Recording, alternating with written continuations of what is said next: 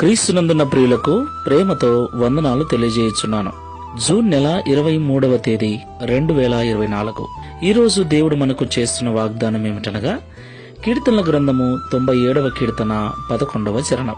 నీతిమంతుల కొరకు వెలుగును, యథార్థ హృదయుల కొరకు ఆనందమును విత్తబడి ఉన్నవి. ఆమెన్.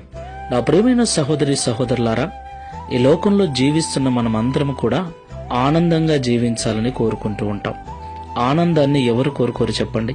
ఆనందంగా జీవించటం కొరకు అనేక సౌకర్యాలను ఏర్పరచుకుంటూ అనేక రకాల ప్రయత్నాలు చేస్తూ ఉంటాం. అయితే ఆనందము అన్నది దేవుడు ఇచ్చేటువంటి ఫలం. దేవుడు ఆనందం అనేటువంటి విత్తనమును నాటి ఉన్నాడు. ఎవరి కొరకు? యథార్థ హృదయముతో జీవించే వారి కొరకు. దేవునికి మహిమ కలుగునుగాక. అవును ప్రియులారా, యథార్థంగా జీవించేవారు శాశ్వత కాలం ఆనందంగా ఉంటారు. అయితే చాలా మంది క్షణికమైన ఆనందం కొరకు ప్రతి చిన్న విషయానికి అబద్ధాలాడుతూ, మోసాలు చేస్తూ, అన్యాయాలు అక్రమాలు చేస్తూ జీవిస్తూ ఉన్నారు. వాటి ద్వారా వచ్చేటువంటి ఆనందమే నిజమైనదని అనుకుంటూ ఉన్నారు.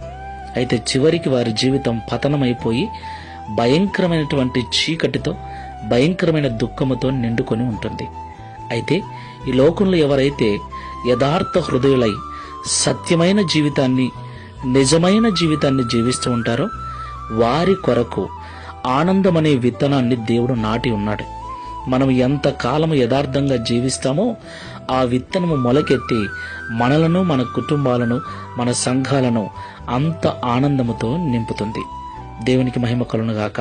అంత మాత్రమే కాదు ప్రియులారా, మనము నీతిమంతులముగా జీవించినట్లయితే ఈ లోకంలో ఉన్నటువంటి చీకటి శక్తుల ప్రభావము మన మీద పడకుండా నిత్య వెలుగుతో దేవుడు మనల్ని నింపుతాడు.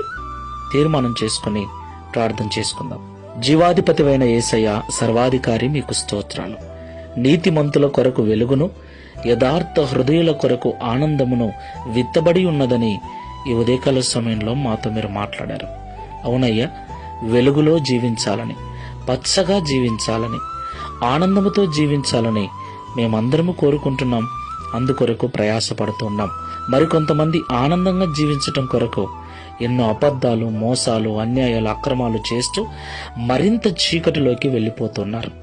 అయితే మేము యథార్థంగా జీవించినప్పుడు, నీతిమంతులముగా జీవించినప్పుడు ఆనందమును, వెలుగును పంటగా కోస్తామని, మా జీవితాలలో సమృద్ధిగా వాటిని అనుభవిస్తామని మాతో మాట్లాడారు.